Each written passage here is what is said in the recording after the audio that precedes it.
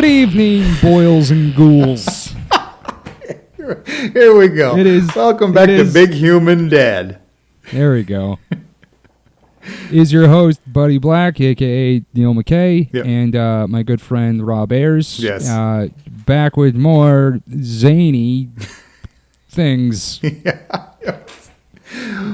Well, all right, we just rolled down the hill on that one and just somersaulted into a tip of the hat. Let's go. Speaking of the boils and ghouls thing, Yes. I thought a while ago that it would be really, really funny to just meet like a regular dude. Yeah. Who just had the Crypt Keeper's sense of humor. Okay. Does he have the same voice, or does he just roll off bad puns? Just the same, just like out? rolls off like bad murdery puns. Okay. All the time.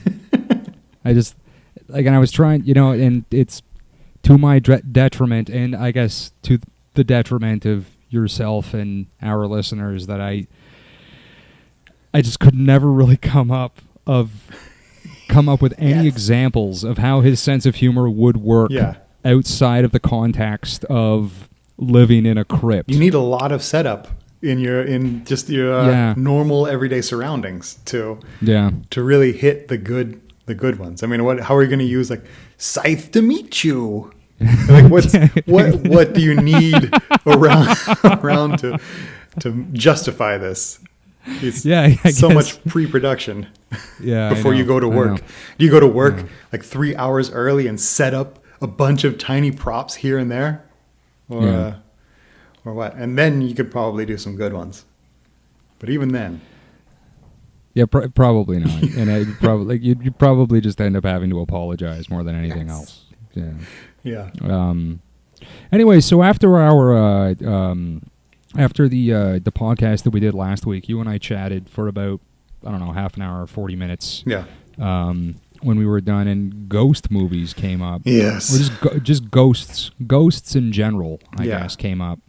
And we're kind of on different sides of the fence on ghosts. We're pretty on different sides of the fence when it comes to ghosts, and we're actually also on different side of the fence when it comes to ghost movies. Yes. Like you don't really like ghost movies, really? Not really. I was thinking about this today and yesterday when I was thinking about this episode, and I really want to be, a positive Peter, but like ghost movies just don't do it for me. And I think it's maybe just because I just don't believe in ghosts. And so it's the same, vampire movies. I love vampire movies, but they're not scary because I know ultimately vampires, it's unlikely that vampires. Exactly. And the same with ghosts. Like not to discount anyone's true life accounts, but I've never had one. And so sure. And that's just the kind of brain I've got. If I haven't experienced it myself, then I'm hard pressed to say, oh yeah, of course. And so when I see a ghost movie, or when I'm watching a movie and it's creepy and stuff like that, and then the big thing is it reveals itself, oh, it's a ghost that was doing it. I just suddenly, like the wind comes out of my sails, and I think, oh, okay, so I'm watching a fairy tale. Right on. Yeah. And it's just not it for me. But that's not to say there's not good ghost movies. I would say show me 100 ghost movies, and there's going to be 4 or 5 that are really good. Yeah, I mean, I don't believe in ghosts either. Mm-hmm. But I guess my stance on it is that, I mean, really and truly, if any of those things, or whatever, if any of those monsters were to exist, I feel like A, ghosts would be the most likely. All right. And B, like, I, like you, and probably literally every other single person on the planet, has had moments where you're in, like, your parents' basement, or you're just in, like the creepiest motel ever. Yeah. Or something like that, and you're just getting a vibe. Totally. Yeah, I've been in weird places. And I never think that vibe is a werewolf. Right. It's like, I'm getting a really bad feeling about this abandoned factory that we broke into. Like, it's like, it must just be lousy with mummies. Yeah. Like, that's not where I'm at.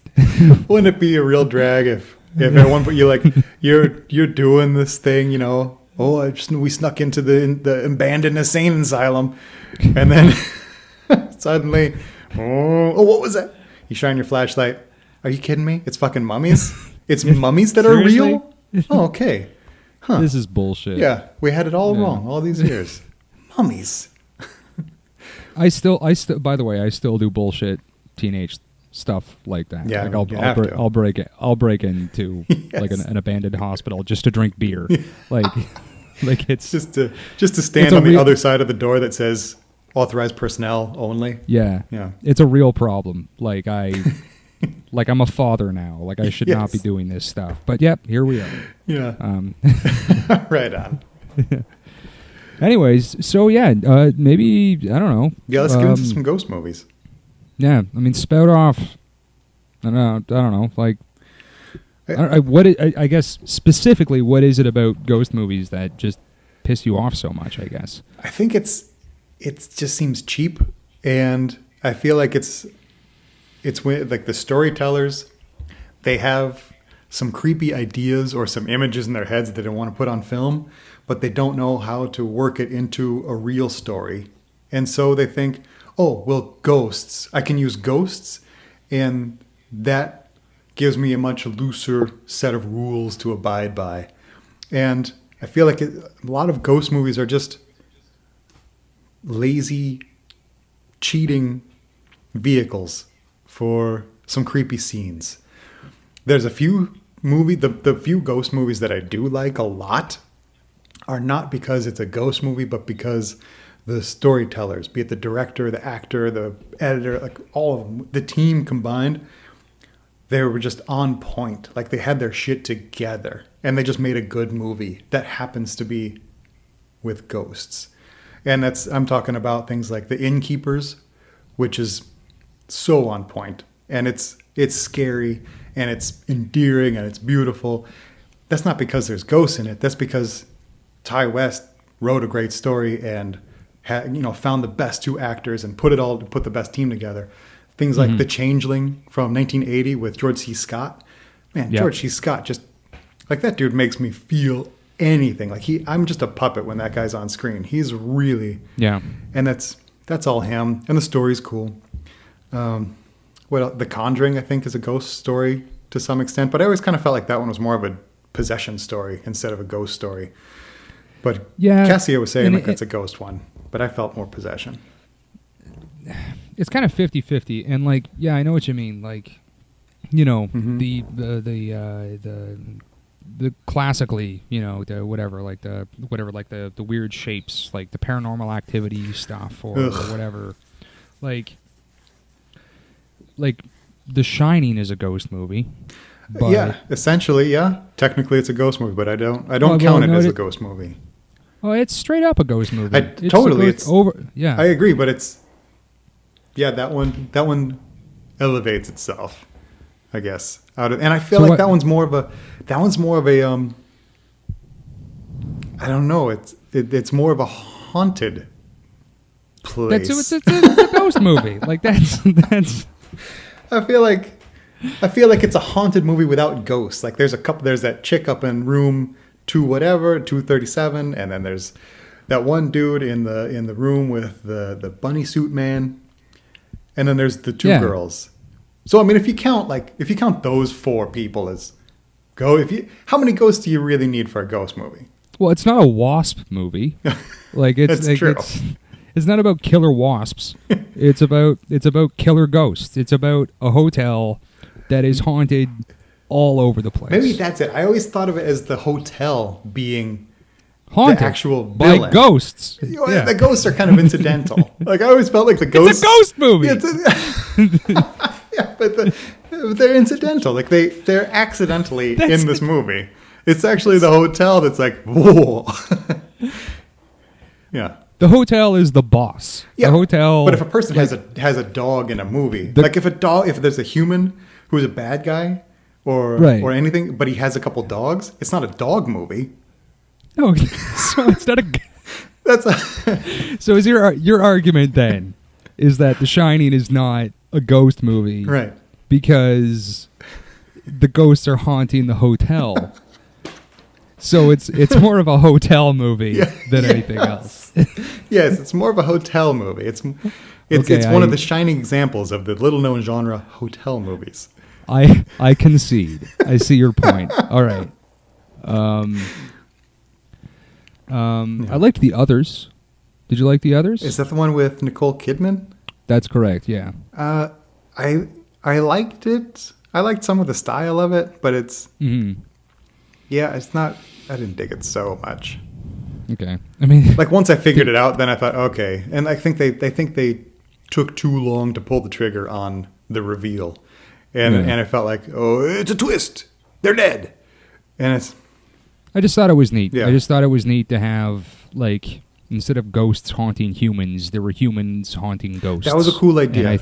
And I kind of thought that was pretty neat. Yeah, I kind of wish that they had, like I said, I wish they had pulled the trigger on that one earlier, and I think that would have been more stressful if they had been a little, I don't know, like it was more of a house movie. It was a little more of a house movie. It was more of a house movie instead than of a just movie. But yeah.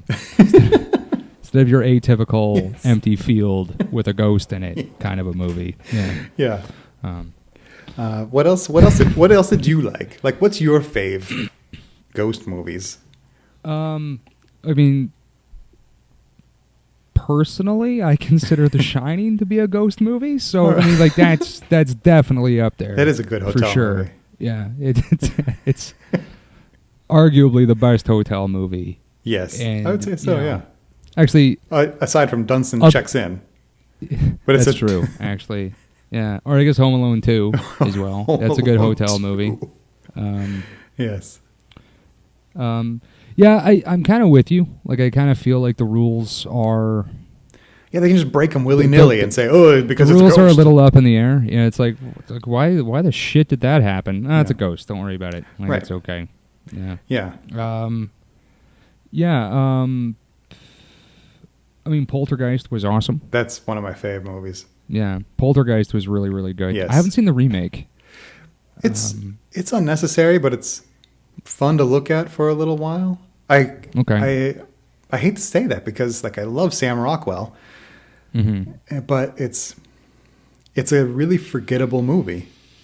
Yeah, and I think if they had named it something else, it would have been a little better. Because it didn't need to be a Poltergeist remake. They changed all the names, they changed the premise, they changed the people, the characters' motivations and professions. And which, generally speaking, is my biggest note about remakes and getting back to the whole Evil Dead thing. Yeah. Like, probably would have been a pretty decent movie if they just not named it Evil Dead. You know, they could have just did another Cabin in the Woods movie where people get all of their limbs cut off, and it would have been fine. For me, that one works, that it's Evil Dead, because it's the talking cabin. About this. Because it's the cabin. It's a cabin movie, you see? And so you can't just change the... Exactly. I mean, technically Jason is a ghost, right? No. No, technically he is. Yeah. I mean, he's not it's this vengeful spirit that's come back. So, again, more along the lines of a revenant. So it's more okay. So it's more like Sam, which is like an offshoot of a ghost, right? For sure. So he's a little more like Sam from what is the movie with? All I can think is Cheers right now. Dirty and I know Dancer that's not in the what Dark. You're talking about. Yeah. From Ghost. It's from the movie Ghost. Oh yeah, Sam from Ghost, right. Where he inhabits the body of Whoopi Goldberg. Whoopi Goldberg, yeah. And so, are you saying Jason is like that? Jason is inhabiting his own body, or what? Well, I mean, he's got a physical form. Jason's body in Friday the 13th, Part 2 is not Jason Voorhees, because Jason Voorhees was a little boy when he died. Right. So that boy growed up. Yeah, but I mean, he didn't. I guess not. I mean, if he died, no, he died. That's actually. So I think the argument could be made that Jason's actually more akin to a ghost. All right, that's interesting. I like that. Yeah, I can dig that. Yeah, and yeah, where were some of the other ones? I was, I'm outside the box thinker a little bit. Yes. Muppet Christmas Carol is a great show. Yeah. Agreed. Lousy with ghosts. Yes. And Muppets. And sure, Muppets. But Muppet Christmas Carol is really good. Yeah. Not so much scary, but still. Mm-mm. No, but it's good. One of my favorite Christmas movies. Yeah. For sure. Scrooged, I think you could put Scrooged in there as well. Scrooged was a great movie. That's like my favorite Christmas movie, and it's my favorite iteration of A Christmas Carol, to be honest. Mm-hmm. And it's actually, I think, the only reasonable version of Christmas Carol. It's Christmas Carol. That's a good, fun Muppet movie. I like this one, but it's a great adaptation of A Christmas Carol. It's better than most. Muppets in it, it's awesome. It's the second best adaptation, but they still like Scrooge. Scrooge is not such a bad guy, but in Scrooged, it's the only one where they actually set it up as the character, like the character gets what he deserves. In all the other ones, he's just an asshole, but he's not a bad person. Like he gives Bob Cratchit the day off. He says, "Okay, fine, fuck it. You want to leave early? Fine, fuck it, leave early." And then Bob's like, "Can I have Christmas off too?" And Scrooge gives him some shit, but ultimately he does give him the day off. Does he? I thought he had to come in. No, he does. He's just a dickhead. To be fair, I've only seen children's adaptations of A Christmas Carol. I've actually never read it. So like the only two that I know are A Muppet Christmas Carol and then the Scrooge McDuck, like a McDuckmas. A McDuckmas Christmas, the McDuckmas Christmas, whatever. I don't know what it was called, but that. Yeah, it was that one. Yeah, I always feel like Scrooged is the one, but like all the other, the faithful adaptations with whatever great Shakespearean British actor in the role. Sure. Those, one, I gotta say they're kind of boring, and two, it's not so fair to Ebenezer. He worked hard. He's a hard worker. He earned all that shit, man. I mean, what the hell? And look at like the times that they're living in. It's bad times. People are dying. They don't know it's that cold at that time. Ebenezer does because he's fucking smart. He's getting shit on because he's ahead of the game. That's all. Like everyone's starving, everyone's cold. Ebenezer's not because I don't know. He's a little quicker on the draw, and everyone's just trying to pull him down. He can't help it that he just doesn't have any social skills. Anyway, yeah. Tell me. This might not be the venue to really to do a social uprising. When we put this together, I don't even know what episode we're on right now, but I don't think either of us thought we would be this close into getting into an argument about a fucking Christmas Carol. Yeah. So maybe let's just move on. Okay. What other movies? Well, actually, there's a couple of television shows. There was like growing up, Creepy Canada was super awesome. I don't know this one. Yeah, so it was one of these like very super duper cheesy, like almost like Rescue 911 or Unsolved Mysteries. Cool. Like, you know what I mean? Yeah, like, I love those. We've reenacted these things, whatever. Nice. So they would just go around to all of like the most haunted places in Canada and just sort of like tell the story. Mm-hmm. And I think there was like 2 or 3 per episode. Okay. But it's like the most Canadian ghosts in the world. Like, cool. They're all like kind of more or less really well dressed. Yeah. And like there's no like violent ghost stories. Like they were all just like, yes, and like the ghost of whatever Edward McDonald still haunts this hotel. A lot of people have seen him. Yeah. It hasn't bothered anyone. Like he's okay. He doesn't like throw pictures off the walls. It's just more like whenever you go look at the pictures, you notice that they're all dusted nicely, and the maid has never actually had to straighten any of them because McDonald keeps it pretty tidy for them. It's honestly worth looking up, Creepy Canada, because it is. I gotta check that out. The most boring ghost show period. Right. Like we're in Newfoundland and we're at the famous whatever, I don't know, like the Seaside Motel and like where it's haunted with this ghost, and it's like, yeah, no, he just walks around a bunch sometimes. Like, why are you even interviewing me? Yeah. Like this is not literally nothing of note has literally ever happened in this hotel. No pranks or devilish behavior or anything. Just the ghost. Just doing whatever. And then there's another Canadian show called Rescue Mediums. Okay, so it's just like these two kind of like rotund older women. Right on. Who are I'm listening. You got me. Yeah. Who are invited into the homes of people who have ghost problems, I guess. And they just kind of like walk around the house and like start feeling faint for some reason. And like just all of this like ridiculous, unnecessary drama that takes place. But like in no way are their lives threatened. Like it's... Right.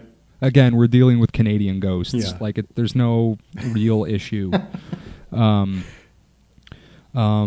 then at the end of every single episode, they use they fill the house with psychic light. Oh, that's sweet of them. Solve the ghost problem. Okay. And then call it a day. Yeah. Then they apologize to the ghost for any inconvenience.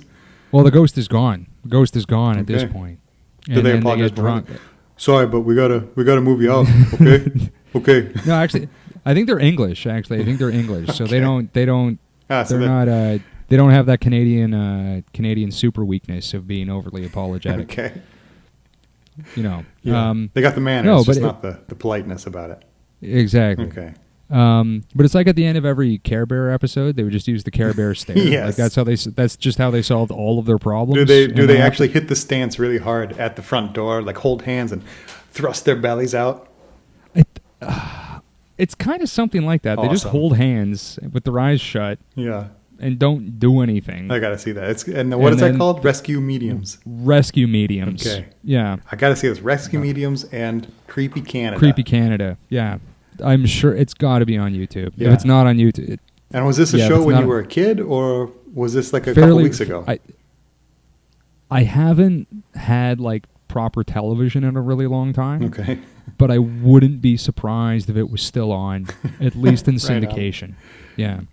As far as TV shows with creepy ghosts, or whatever ghosts, there was a show when I was a kid called 321 Contact.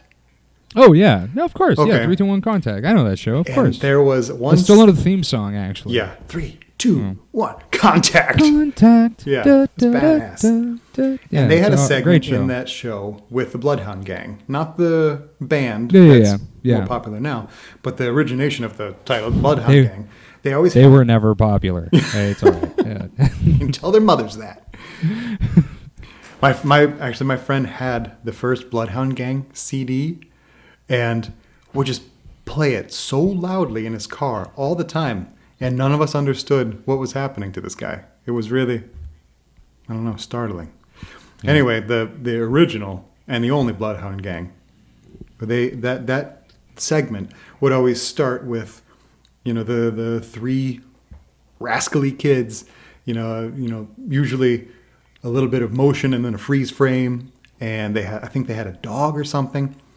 And there was one episode, but they always used a shot from it for the credits, the opening credits, where there was a ghost haunting some person's house.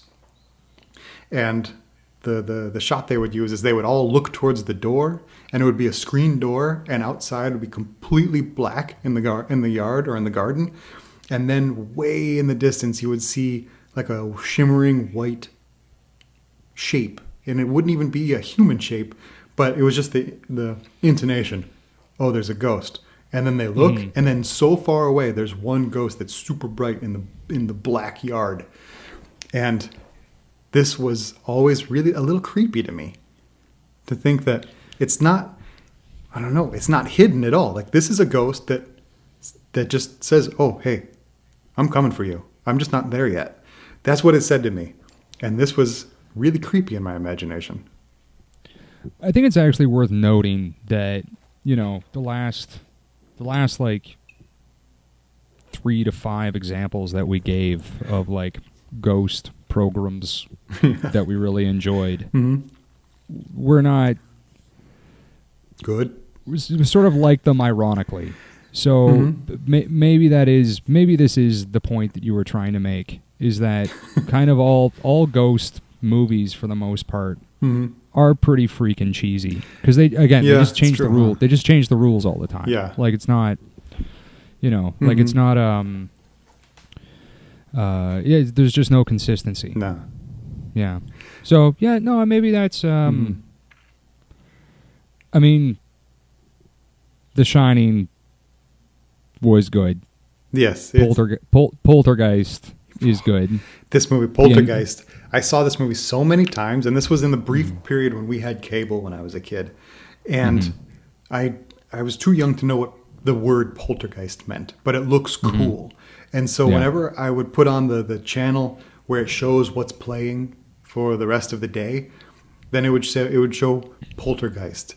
And I would always like, what? I don't know exactly how to say this word. It's poltergeist. Okay, let's watch that. And then I'd click on that. And then, oh, fuck, it's this movie. Shit. And I'm young and I'm terrified. And I have to watch it.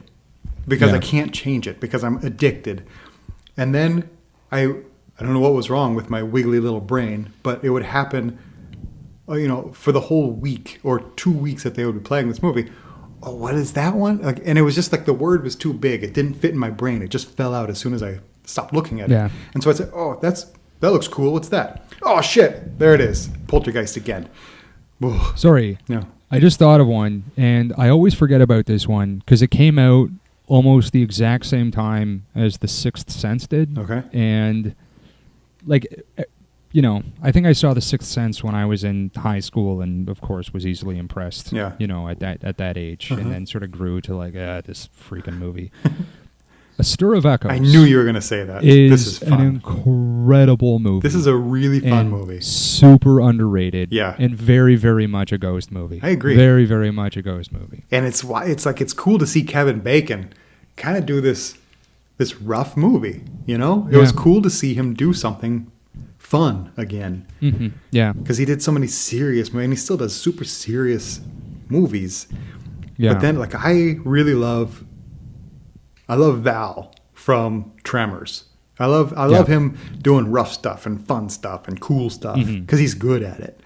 Yeah, and he's not a pretty person. Like, he looks like a person who would be in a normal fucked up situation. Yeah, and he just fits there for me. I like him. And so, Stir of Echoes, I totally agree with that. Stir of Echoes is a really, really damn good movie. Yeah. But again, I just always forget it for some reason. Like, it's just not in my holster when I'm talking about stuff. It's true. Like, that one kind of faded away pretty quickly, actually. Faded out of existence. It's the one thing I'm not so in love with. Like, I mean, my DVD, I've moved so many freaking times, and I've just gone through so much stuff. Like, just I'm throwing away all of my possessions. Like, I think I've done that probably 3 or 4 times in my entire life. Yeah. That, like, now that I don't have much of like a proper DVD collection, it's you forget about movies because they're just not there on the shelf. Right. You know, like, you know, like you would never really just. It's like, oh yeah, no, yeah, absolutely. I'm gonna just totally watch Twice Dead. You know, like, it's just not gonna happen. It's true. So. When I had a bunch of DVDs, when I still lived in America, I think I had 3 or 4 huge CD books just full of DVDs. And it's true. I really watched a lot of movies repeatedly. Yeah. But now I'm hard pressed to say what the last one I saw more than twice was. Yeah. Yeah. With these ghost movies, which ghost movies would you hate to be caught in? Like, which one would be scary for you if you just woke up and this was the situation around you?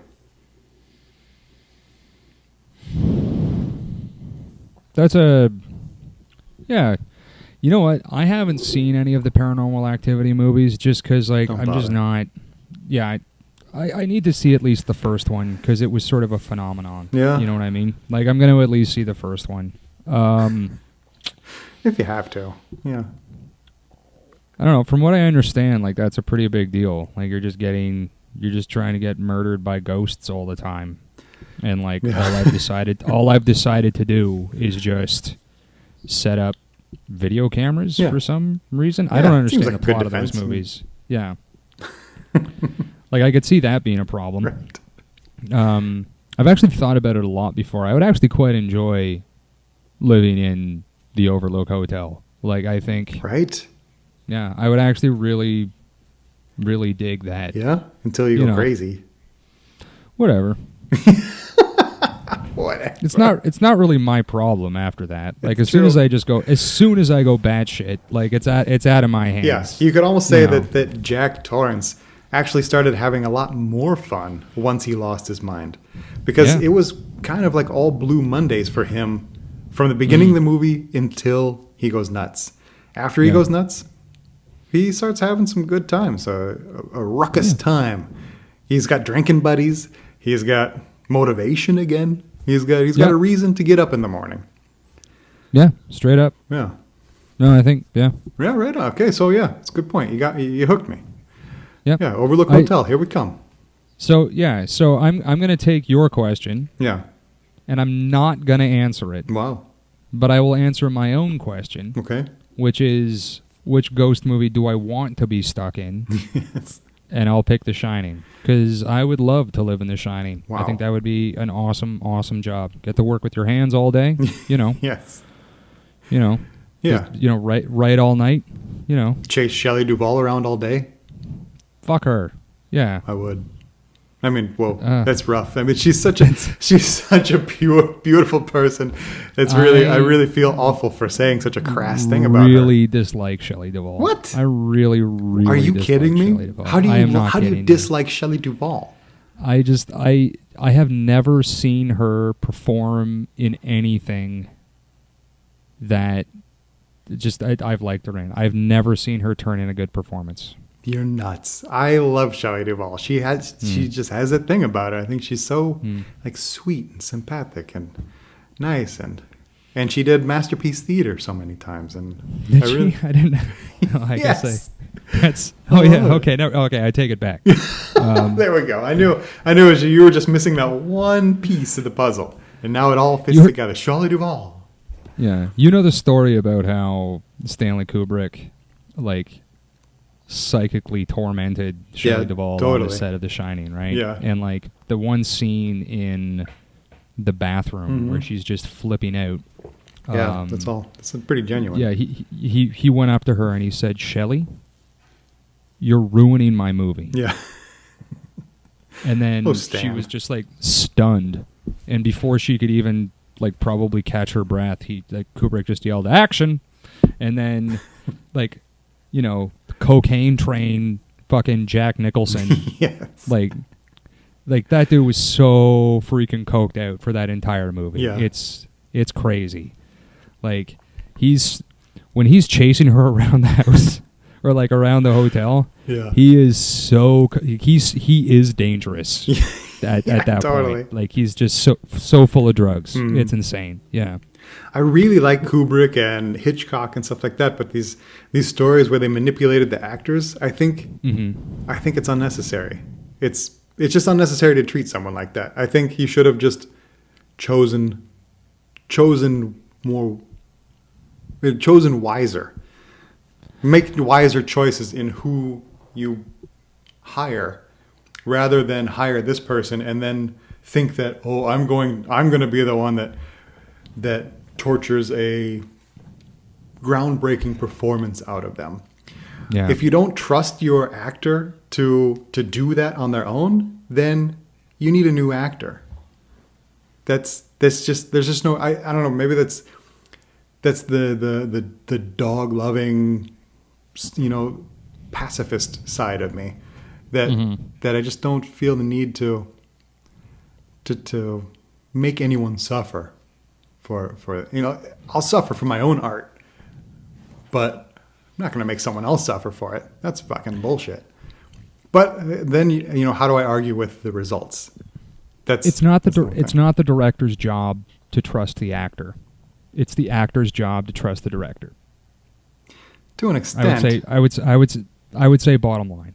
Like, I don't think anybody should be held underwater for 45 seconds just so they can, I don't know, look tired or whatever it is for that one freaking scene or whatever. But how do you trust someone who does that? Like, you can't trust a director who behaves that way. So that's a betrayal on their part. Right. Okay, I understand. I see your point. Let me start again. So I think the coolest part about these, not so much Hitchcock, because Hitchcock was just like a straight up monster. Yes. Like he really was. Like I know. I always forget her name, but the woman that Tippi Hedren. Yeah. He, after putting her through hell. Yeah. Excuse me. Sorry. After putting her through hell in The Birds, he just destroyed her career for no reason. Afterwards, like just, hey, yeah, no, I'll treat you like garbage during the filming of this movie, and then once the movie's done, I will go out of my way to make sure that you literally never work again. Like, that's a little nuts. But, Kubrick was notorious for kind of torturing all of his actors to get the most authentic performance out of them they possibly could. Mm-hmm. Like, they would do like one take of just like setting down your keys 150 times until the actor began to do it like they weren't acting, setting their keys down, which is torturous in a way, for sure. But I see your point. Yeah. Not so much with Hitchcock, because Hitchcock was just a bastard. But I don't know. I don't know. It's hard for me to say a bad thing about Kubrick, just because that dude was so. Fair enough. He's your buddy. Just so incredible. Yeah. I like him. Fave. I like him. You love him. Yeah. You love him. You love. I do. Stan. I do love Kubrick. Stan I do love and Kubrick. Neil. In every tree around your house, there's a little carving S and N. Made a little heart around it. All of them with varying degrees of wear and weathered bark around it, because every spring you put a new one up there. Yeah. It was It was a weird childhood. I'm not gonna lie. Did you have? Anyways, Let's move on real fast. Okay. I have a couple of questions. Oh, sorry. Okay, sorry. So this is a game. Okay. Called do. You're dead. Okay. It's a good game. Yeah. Okay. So Rob, you're dead. Oh, all right. Yeah, there we go. I guess that happens once in everyone's life. And why were you murdered? All right. That's a question. This is the beginning now. Yeah, this is the beginning. Yeah. How and why were you murdered? Okay. How I was murdered was I was dumped out of a helicopter into the sea after being stabbed repeatedly. Okay. Why? Because I didn't think it'd be so hard a question. I was murdered because I ate the last of the fluffernutter of a psycho person's fluffernutter collection. Yeah, no, I get it. Yeah, of course. Yeah. Okay. So it was relatively understandable. I should have seen it coming, to be honest. I mean, what were you doing hanging out there anyways? Well, you had all the fluffernutter. Okay. So like you ate the last fluffernutter from the fluffernutter barons. Yes. Yeah. Okay. Yeah. No. Straight up. That was. It was stupid of me. Understandable. Yeah. But stupid. Exactly. Yeah, Thank you. For sure. Yeah. So, what unfinished business do you have? Well, I was always on the search for the elusive giant squid, and I never got to see it. I never got to catch him. Okay. What and or where do you haunt?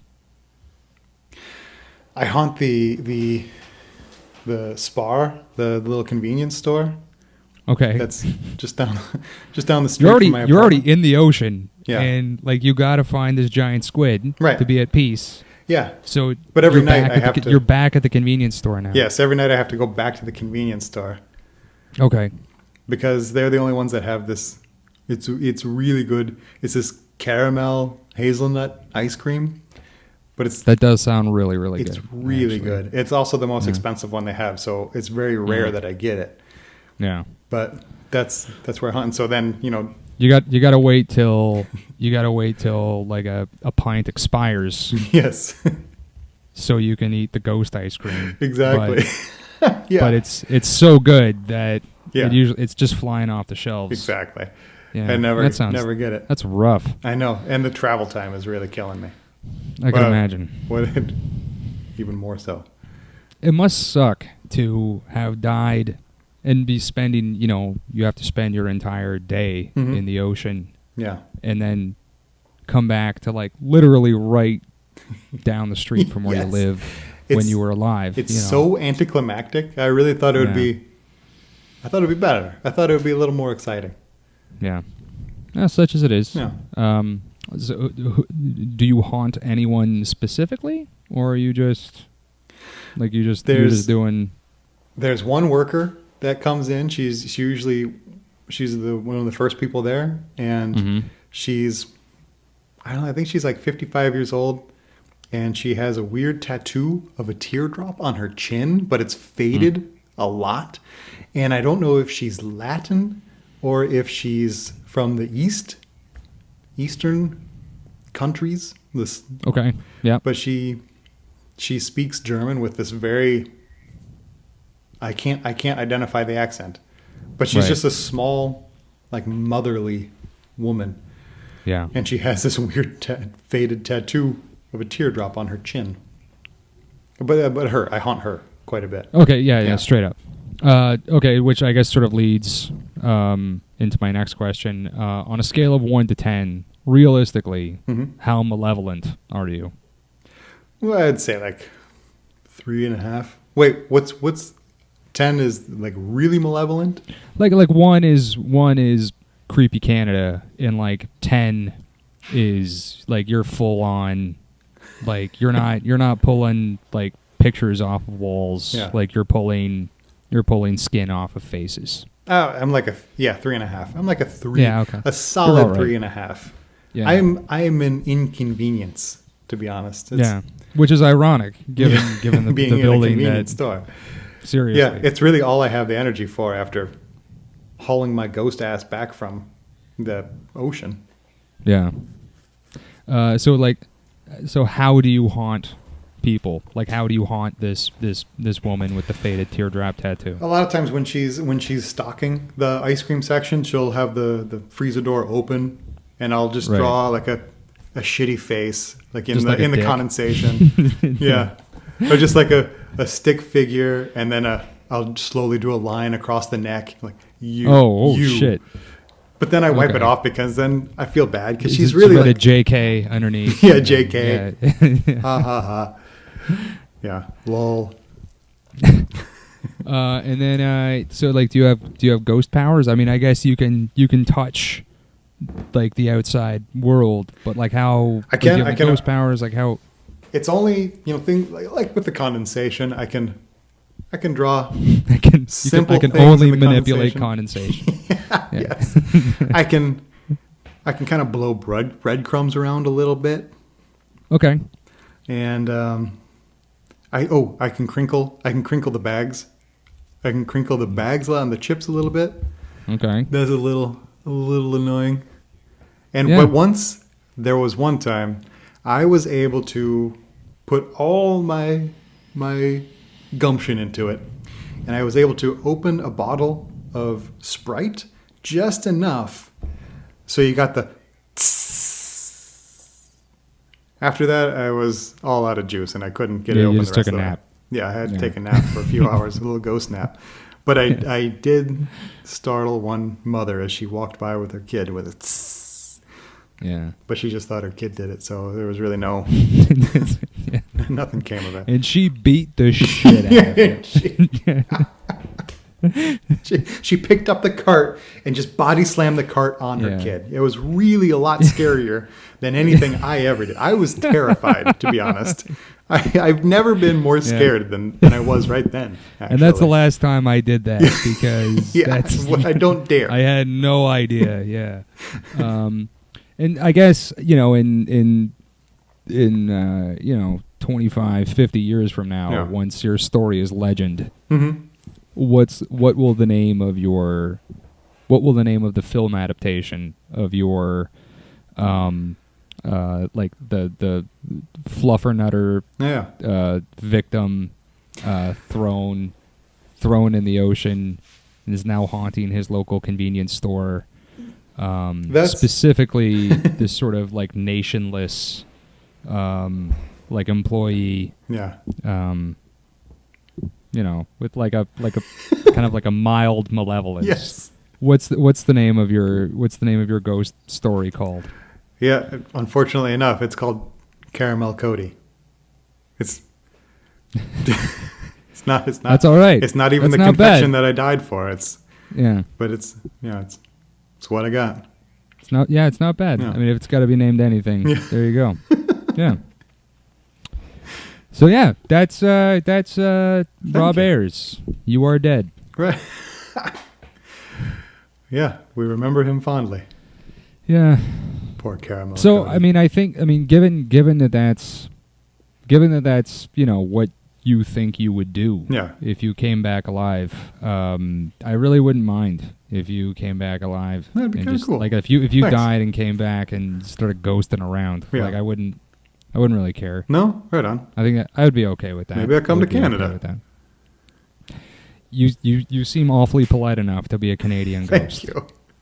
Yeah, just don't invite the Care Bear women over and flood your flat with the light. I would literally never have them in my home. Literally ever. I will nail my hand to the floor before I bring them in here.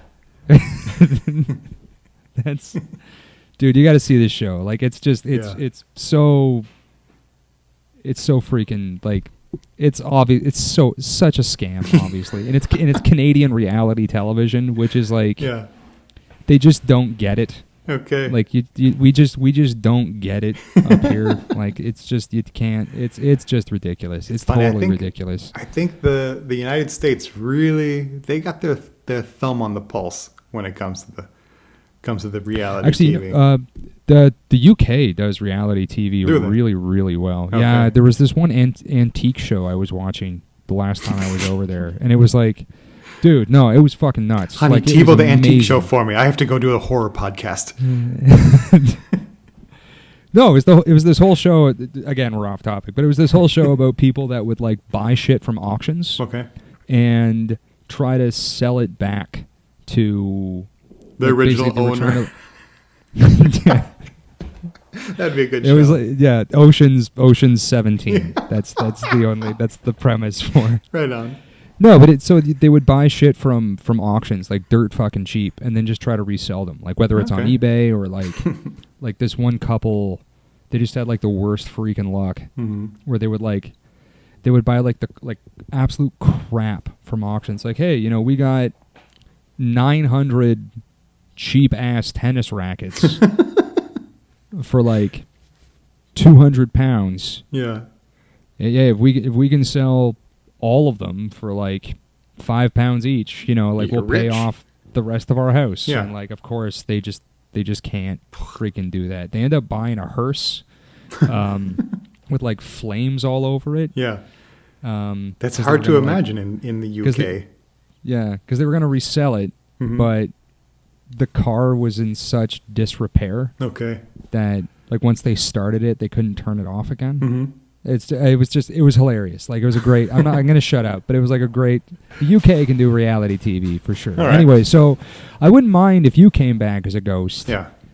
Who are some people that you would really, really not like to see come back as a ghost? At the risk of sounding prepared for this question, I I actually have like a huge page of notes of like every aspect that you could have asked me about ghosts. Okay. And this is like a peek behind the scenes for every episode we do. Like let me stammer just a few more minutes. Okay. We know the topic, but for the actual execution of it, we're never sure where it's going to go. And so I usually write down like a million things, and just because I don't want to sound scripted by any means, because it's not scripted, but I like to have a bunch of nonsense like at the ready. And this one I'm actually a little prepared for this question. Okay. But I usually just drink like 3 or 4 beers, and then like that's all. I know. I think I've written like 2 things down. I know, it's so fucked. We're watching each other through our magic computer boxes, and I always have this notebook in front of me, and I actually wondered, like, I wonder if he prepares, because I don't see his eyes darting off to any kind of teleprompter or notes or anything like that. I see him eyeballing his beer pretty often, but that's about it. That's about it. Yeah. So there we go. Now you know a little bit. Now you know. Behind the scenes, behind the curtain. Now you can do it yourself. No, you can too. One person that would be a real bummer to have come back. I'm going by the rules that if a person comes back as a ghost in a ghost movie scenario, this person is going to be evil, of course. They're going to fuck things up, regardless of how good they were in life, because that's what they have to do in a movie. Okay. Especially in like some of the worst. This is like a love-hate relationship. The Spanish ghost movies, horror movies, whether it's Mexican or from Spain or South America, they all have this thing, and I'm generalizing here, but there's this thing that I just can't stand, is the first act and most of the second act is usually really good because it's crazy and unpredictable, and the images are great, and the storytelling is just wild, and the characters are believable. I love it. And it's all fucked up, and all the people that don't deserve to be tortured or messed with or suffer, they're all suffering and being fucked with. But then the third act, they have to introduce the origin. And this ghost is actually sympathetic, child abused and this and that, and it was a wrongful death. And so now we have to feel sympathy for the ghost, and then the ghost teams up with the nice, sympathetic child that it's been torturing for the first hour. And now they're buddies, and now they understand each other. And then they go solve the crime, and then they get revenge on the mean adult who killed the child ghost to begin with. This bullshit, because if we're this ghost is always really awful to the child, to the living child in the beginning of the movie. And so now we're supposed to just forget that, because now the ghost needs a partner in crime because it realizes it can't actually touch things or get revenge on its own. And so then they become BFFs. I really can't stand it. Like, this is a huge betrayal of the rules, and it happens a lot in the Spanish ghost movies. The thing about I guess any movie really, like, it has to end. Like, there needs to be like the whatever was established as conflict at the end of Act 1 needs to be kind of resolved. Yeah, fair enough. One way or another by the time the movie's done. Yeah. And so, especially with horror movies, especially since, like, the entirety of Act 2 is just almost just sort of reinforcing the fact that whatever monster or killer or spirit or entity or whatever it is unstoppable. Yeah. You're gonna have to stop it kind of somehow. Right. Which is... but don't suddenly make it like, don't stop it by making me feel like I need to have sympathy for it, and now it's my friend. That's just such a wiggly I don't know, lame ass way to do it, because then I feel like it's the pansy way of how Rob Zombie makes a movie. Like he'll make The Devil's Rejects, for example. Right. I love this movie. It's clear that he loves the villains in his movies more than he loves the good guys. Mm-hmm. Like he romanticizes them in the movies. He doesn't make it pretty, but he makes it stylish and he makes it cool, and he doesn't want them to die, but he still kills them in the end because they're the bad guys. They're the monsters. Yeah. A lot of the Spanish horror movies, I feel like they want to do the cool stuff like that in the beginning, the first act, and so they do awful things to the innocent ones, and they have these cool ghosts or spirits or whatever. But then, for whatever reason, I feel like they love the characters too much, and they want everything to work out okay for everyone. And then they throw in the adult aggressor who did something bad years ago. Yeah. And so now I can like the innocent ones, and I can like this ghost. Even though this ghost was a really vicious asshole to the innocent one just 20 minutes ago. Yeah. It's really, I don't know, I don't dig it. So if you're going to, like, I totally agree, like you got to end the movie somehow. So you either kill your innocent analog for the audience, or you kill the monster. Done and done. Okay. Yeah. No. I mean, I see your point. Yeah. I see your point. And I think it's fine once in a while, but I feel like it's a pattern in the Spanish ones. And maybe I just haven't seen enough Spanish horror. Yeah. But I feel like I've seen quite a few, and they all kind of pull this trick on me. That could be a conversation for another day, because I know I've seen a fair amount of at least like Mexican horror films and all that. And I think it might be worth a conversation. Yeah. Especially since like that country is still like pretty fucking Catholic. Yeah. Like just all over the place. Like I just don't know if a secular lifestyle has really worked its way down there yet. Yeah. But anyways, people you would not want to see come back as a ghost. It's a bit of a digression. It's just a titch. Yeah. Big human digression. Yeah. Cthulhu would be awesome. She's on my list. She was the great-great-granddaughter of Genghis Khan, and she was roaming around. Christ. Okay. I know. Brace yourself. Yeah. Here we go. Well, she was roaming around the 13th century, and it's said that she was unbeatable. You better take the furrow out of your fucking brow, because this is awesome. Okay. All right. It would be so badass if you had her, and she's reported to be beautiful and unbeatable in hand-to-hand combat, and she was commanding a huge horde of heavy cavalry Mongols. Yeah. That'd be tough stuff if she came back as a ghost. I guess so. Yeah. Yeah. The first one on my list is Michael Jackson. Like, you know, not so much the daughter of Genghis Khan, but still pretty. That would still be pretty messed up. That would be a little messed up. I would not want to see that happen. No. Can you imagine how weird it would be for all the fans, all the super fans? Yeah. He's back, but not really. You're not going to get anything from him that you want. Yeah. That would be such a bummer. Yeah. Anyways, who's the next one on your list? Andrew Jackson. Yeah, he was a dick, honestly. Yeah. Yes. That's a good answer. Thank you. I could see. Yeah.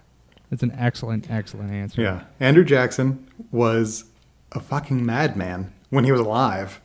Yeah. And he spent more time, doing gun duels. Yeah, he spent more time challenging people to duels than anything else. Yeah. And he just shot people, and he would beat people. He was a violent person. Like he was nicknamed Old Hickory. Was it Old Ironside? No, Old Hickory. Yeah, Old Hickory. because he had a hickory stick, a hickory cane, And he would just, if he just didn't dig you, then you get a cane in the head. You get your dome crushed by the president of the United States. Mm-hmm. So you can imagine as a ghost in today's world, just being shocked and pissed off at what happened. Where is this world that I can't duel in? What are all these rules? What's happening? Man, he would be one angry ghost.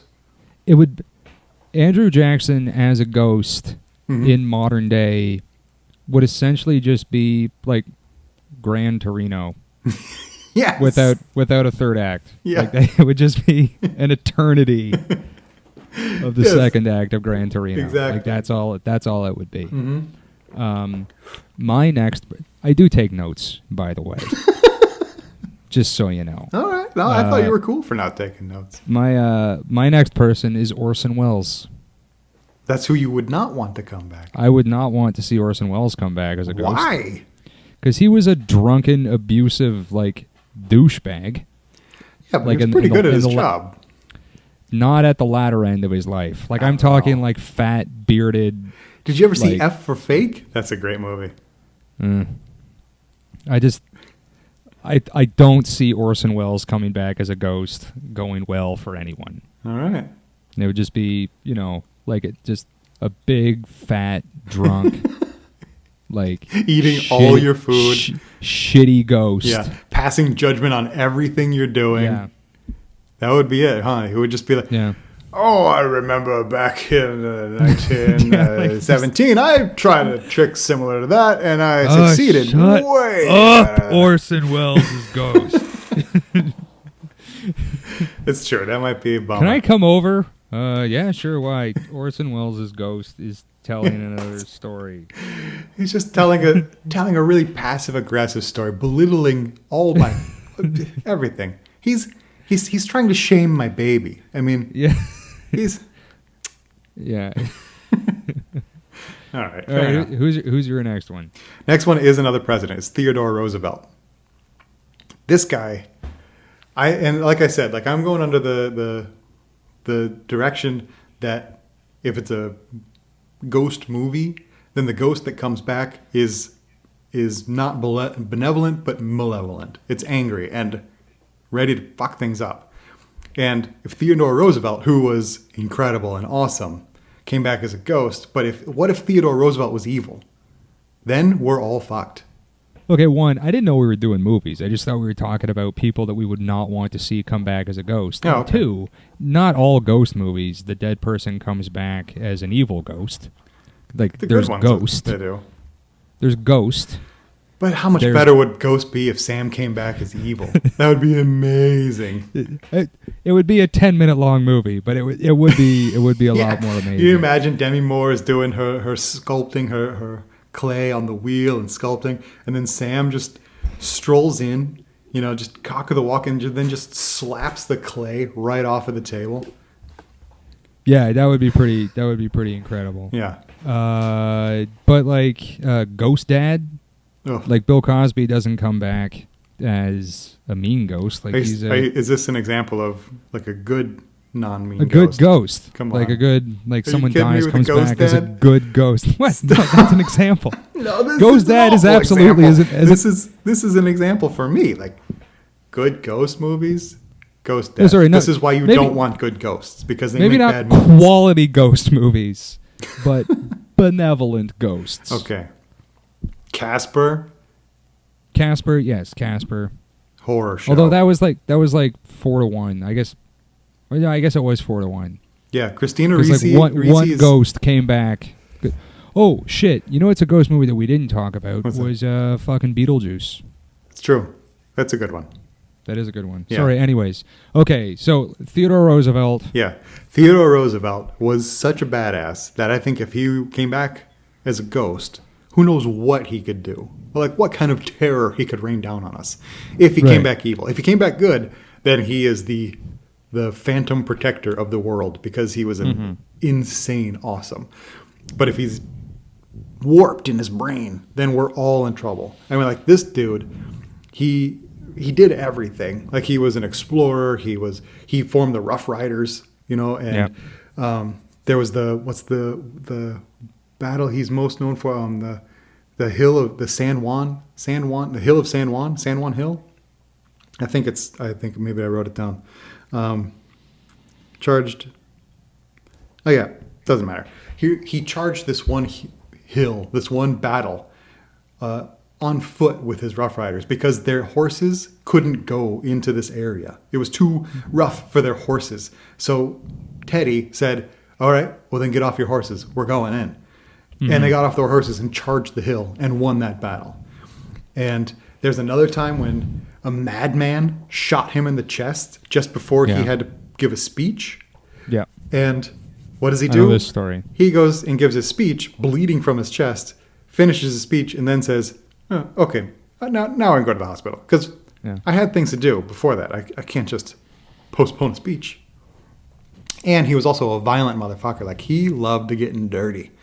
Yeah. But he did it for all the right reasons. And he knew jujitsu. Like, he was a black belt in jujitsu. I didn't know that. Yeah. This is the early 1900s, late 1800s. And he trained under a master. He trained under one of the I don't know his name, but it's from the same family that trained with the Gacy's or whatever. Mm. But yeah, he would train in the White House, and he would spar with various staff members. And if he couldn't find a staff member to spar with jujitsu, then he would take a visitor. You know how like the White House has visitors? He would find a strapping young visitor and just kick him around the room. There are all sorts of really fun, like, I guess, it was Johnson, Lyndon Johnson. But there are lots of stories about him. Yeah. Just really big loving to talk Dick about Johnson. his penis. Yeah. Just whipping it out all the time. I imagine you got to have an ego, and you got to have some stones to back up that ego to be the president of the United States, or of any country, really. Like, you got to have something going on in your brain that's not quite right, to be honest. Like, it's not natural to want that kind of position. No, I don't think so. And so I guess maybe any president or prime minister or king of any country would probably make a pretty bitchin' or awful, horrifying ghost. Yeah.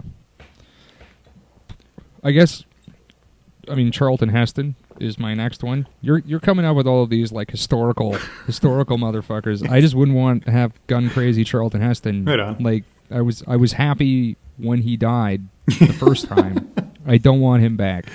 Just a terrible human being. That's rough. Don't like it. I have a feeling Charlton Heston. Maybe I'm wrong. I mean, clearly I am wrong because it's not possible. But I feel like every time I saw him on TV, he had extra teeth. Yeah, no. Every time I saw him on TV, he had extra teeth, and it just like he only got taller with age. Yes. Yeah. Really weird dude. Yeah. Like by the time it was over, he was straight up. He was a horror movie. Like, yeah, if he lived for another 20 years, he would have been 11 feet tall with just like and just had like 80 teeth in his mouth. Yes.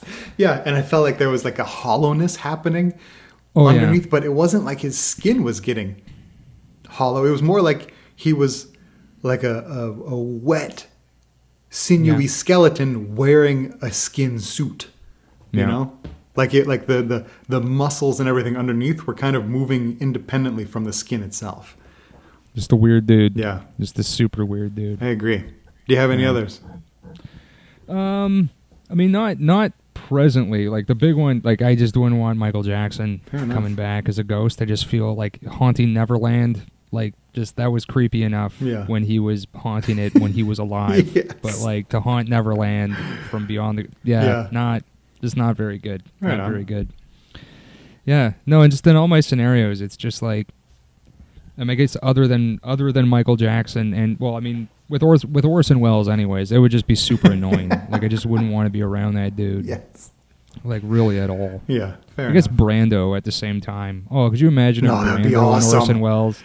If Brando and Orson Welles that would were be simultaneously haunting your apartment. Yeah, your small apartment. If you had like a shitty small like efficiency apartment, and then suddenly you've got Brando and Wells in there, just spitting rhetoric and just. Whoa. Let's throw Olivier in there too. Yeah. Like let's just okay. let's Totally. Just the weirdest sitcom ever. But yeah. That would be gold. Yeah, no, that's all I got. That's all I got on that, and I think that more or less wraps up the ghost thing. Like, yeah, I think so. I when we spoke about this last week, I was like, "What's this idiot talking about?" Like, I feel like no, he can't be right. But throughout the week, I was thinking about it, and especially after we just discussed it right now. Yeah. Other than with the exception of a dozen, maybe. Yeah. They just all kind of turn out to be kind of really. They don't follow their own rules. Right. Is the thing. Yeah, I don't think so. Yeah, it's really cheap. But and in fairness, you kind of convinced me not to be so harsh on them, on the ghost stuff. Are you saying that we all learned? I think we all learned something. We all learned something on a very special Big Human Dead. We all learn a lesson. Special's right. Special is correct. Yeah. I will say, though, that one of the worst things ever that maybe tints the entire ghost genre in a bad light for me is the American remakes of Japanese ghost movies. The American Ring is better. They're both not such great things. I just had a big talk with my wife because we watched It Follows last night, yes. which I couldn't decide whether that was really a ghost movie or not, so I didn't really bring it up today. Yeah, I thought about that as well, actually. I thought I didn't think it was a ghost movie. I thought it has some ghost movie elements, but I think to me that was more of a an evil movie. Like it's the evil following. Yeah. And what I was going to say is like we had discussed, when there are no rules, it's kind of hard to is it just like a monster? Yeah. Or is it a spirit? There's no... Anyways. Mm-hmm. No, but we were talking about movies that really, really scared us when we were younger. Yeah. And, she said that, my wife said that, she was not scared by The Exorcist at all. That's weird. But The First Ring, I think she might have only have been... 8. I don't know Your child bride. Yeah. Yeah. No, I think she was maybe 13 or 14 or something like that when she saw The Ring. Fair enough. I think I was a little older. Yeah. And, she took her VCR and her freaking TV and her phone out of her room for a week afterwards. But yeah, I didn't mind The American Ring that bad. I liked the way that it was shot. Uh-huh. It just everything looked like it was damp. When it came out, that was different. Now that's kind of the super saturated shit has been done 1,000 times over, and it's just not worth it totally any longer. But when it came out, that was a cool look. Mm-hmm. Yeah, I agree with that. It didn't scare me really, and I thought it was cool, but it didn't do too much for me. And then I saw the original, and that did even less for me. And the original is really weird, and the weirdest. I think the reason why I didn't watch any of the other, or part of the reason, anyways, why I didn't watch any of the other, whether they be the Japanese originals or the American remakes, like The Grudge, or I think there was another one that they did as well. There's a whole storyline in Ringu where the husband is a psychic. Yeah. For some reason. And there's a scene around the end of the movie, the husband and the wife are separated. Mm-hmm. But there's a scene kind of near the end of the movie where the husband hits his wife out of anger. Yeah. It's not like smarten up, woman. There are lives at stake. It's not like a big Leslie Nielsen slap. Get a hold of yourself. He's mad at her and he hits her. Mm-hmm. And the movie goes on right after that. And I remember talking to my buddy about it. I'm like, culturally, there are some things that are just a bit different. Yeah, with this culture, but there's Yeah, and then I know that a lot of my buddies are super into anime and all of that stuff, and just from just the story perspective. Yeah. I just can't follow that. I'm with you. Super hard, and I just sort of. I'm totally with you on that. It's really that kind of threw me off. Also with the original Ringu or whatever. Mm-hmm. Then there's a scene where the woman who was running around trying to save her kid or herself or whatever. Or whatever. That she's having a hard time doing it. She's, figuring out this. She's discovering that. She's doing the detective work, the real groundwork on how to solve this whole thing. Yeah. And she can't get it, and she doesn't know what to do. But then everything gets better when she finally goes to the man, and then the man solves it all for her and takes control. And then it's like, really? Like, she was doing pretty good on her own. Yeah, exactly. Yeah. And that I did respect a lot more in the American one, where like she takes care of business in this one. And Naomi Watts is amazing. Like hard as nails in that movie. Yeah. She's great. You know what? I really did like The American Ring. I thought it looked cool. Mm-hmm. I thought the arc was okay. I remember seeing Ringu first. Mm-hmm. And being really not all that pleased with it. And mm-hmm. then I saw the American one, and it's like, this was, they just took out all of the weird shit and I went made it look horrifying. Right. Yeah. I went on a bender for Japanese cinema for a while, and I watched a lot of Japanese horror movies, and they're all kind of variations on a theme for the most part. Yeah. And it just didn't hit a chord with me. I like the weird stuff. There's one particular director, Shinya Tsukamoto, and I always have to look at his name written to say his last name right. But Shinya Tsukamoto made Tetsuo the Iron Man, and he made these other like really weird transgressive movies. Mm-hmm. And this was also back when Takashi Miike was making a lot of movies, a lot of weird, crazy movies. And so then I thought, okay, I'm going to love everything from Japan, because these movies are just wild versions of like David Lynch style stuff. Yeah. And then, so I watched the original Grudge and The Ring and all these others with photographs and like all these tropes that they use very, very freely, like American horror movies use their own tropes. And I'm with you on that sense. It's just, they just don't really strike a chord with me. But then even less so is America, the U.S. Mm-hmm. just seem to soak up all of the Japanese ghost movies and decided to just regurgitate them even softer and stuff. The Ring as an exception, but the other ones and the Grudge isn't bad. It's fun. It's a fun movie. I think The Grudge is kind of fun. But all the other ones, like, what was it, Dark Water and Shudder and all these other ones, these are just so weak. It's such weak storytelling that always wuss out pretty quickly. Yeah, no, and it's when I say it's cultural, like it's not, it's cultural in that, our stories are all based off of, Greek, right. Like the 3-act or 3-act paradigm basically, or the 5-act whatever. Mm-hmm. So like they're, the literature that they all, or that Japan is essentially has based the entirety of all of their stories on, is not fucking Aristotle.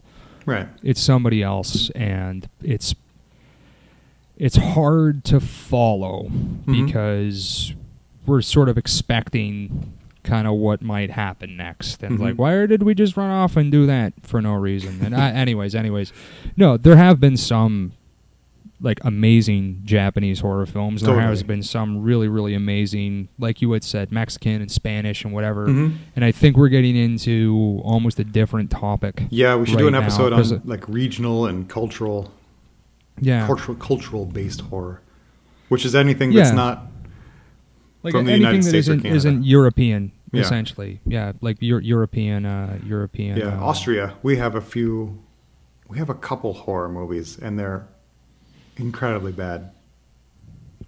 Isn't that what's it called? Mother? Not Mother. Yeah, what's it called? I'm very excited for this one. Good Night, Mom. Yeah. Like Good night. this, Yeah, that's the one. This is going to be awesome. Like the best horror we have here in Austria is more of this character. I don't know what you would call it, character horror, or this quiet family, or emotional. I guess it's emotional horror. We have Ulrich Seidel, and who else? What's the other guy who made the one with the two young guys who go the visitor? No, they made a remake of it with Tim Roth and Naomi Watts. What was the name of that one? Where they're this nice family and they're rich, but then these two young guys come and hold them hostage and fuck them up. I don't know. It Hanukkah. doesn't That's ring his a bell. name. It's the director's name is Hanukkah. And these two guys, they make it's this really stressful horror. I guess it's stress horror because it's emotionally exhausting and stressful. Yeah. But as far as pure horror, we just don't got it. But it would be it's worth talking about. It's definitely worth its own episode. And that sounds really great. In the meantime, you can follow us on Twitter at WaterlooGN. Yeah. Or feel free to play You Are Dead as well. You can leave something in the comments there. You can email us at bighumandead@gmail.com. Yeah. And I think depending on where you're listening to this, there will be links to, Rob's stuff and my stuff on there. And it'd be awesome if you check that out or whatever. So yeah, I think, and let us know. I feel like we really maybe left out one or two, just ghostly gems in here. Maybe. Because it feels strange to me that we would just kind of leak, because we're not going to come back to this, I don't think, but that we just left this subject and it's whatever. Yeah.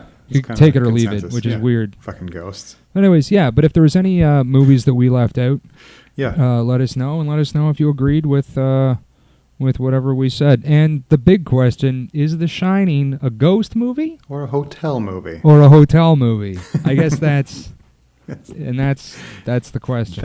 That's the one we want you to walk away with. Yeah. Yeah. All right. Anyways, good night, everybody. Good night, everyone. Good night, Neil.